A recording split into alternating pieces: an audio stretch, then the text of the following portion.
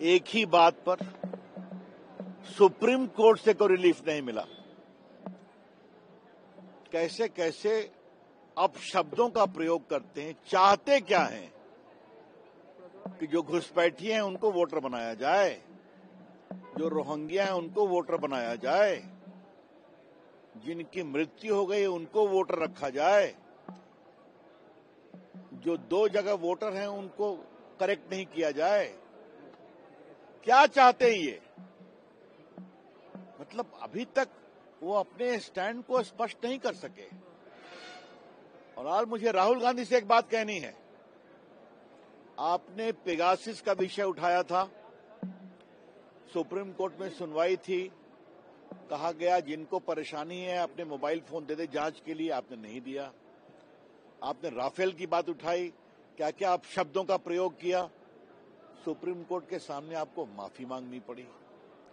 आपने महान वीर सावरकर के बारे में आप शब्द बोले, बाद में आपने माफी मांगा कोर्ट में। अब आप ये उठा रहे हैं। एफिडेविट क्यों नहीं देंगे आप? खाली आप आरोप लगाएंगे, थूकेंगे और भाग जाएंगे। हिम्मत है तो करिए। और राहुल गांधी जी, ये भारत के चुनाव के कानून में है कि अगर आपको आपत्ति उठानी है तो आप एफिडेविट पे फाइल करिए। आपका इलेक्शन होता है तो उसके खिलाफ आप इलेक्शन पिटीशन नहीं फाइल करते हैं। तो क्या चाहते हैं आप? आप कानून सम्मत कोई काम नहीं करेंगे, खाली संसद में हल्ला करके संसद को चलने नहीं देंगे। और इतना धन जनता अपने विषय का उत्तर चाहती है मंत्रियों से, हम लोग वहां चर्चा करना चाहते हैं, आप नहीं कर रहे हैं, तो आपको देश कभी माफ नहीं करेगा। मोटी बात यह है, अगर राहुल गांधी को वोट नहीं मिलता तो हम क्या करें?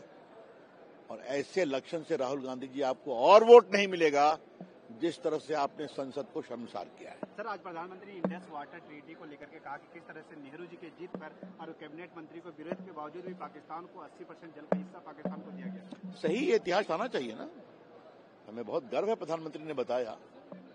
और नेहरू जी ने बिना कैबिनेट के अप्रूवल के, बिना कोई चर्चा किए, उनको दे ही नहीं दिया। 63 करोड़ या 80 करोड़ रुपए भी दे दिए। कमाल है, इतनी बड़ी बात पर आपने कैबिनेट चर्चा तक नहीं की। आप संविधान की बात करते हैं। कोई भी ट्रीटी होती है तो उस पर बाकायदे चर्चा होती है, कैबिनेट से, सदन से, संसद से, कुछ नहीं। तो ये बात। और आज प्रधानमंत्री ने एक और बात बताई। एक पदाधिकारी जो उनके साथ थे, उनके सामने उन्होंने स्वीकार किया, उसने अपनी किताब में लिखा है कि लगता है जिस उद्देश्य के लिए हमने किया था वो सफल नहीं हुआ। तो काहे के लिए करते हैं आप? चीन के साथ वही, पाकिस्तान के साथ वही, सिंधु जल वही। देश के हितों के साथ समझौता करने में हमेशा अपने संसद को इग्नोर किया है।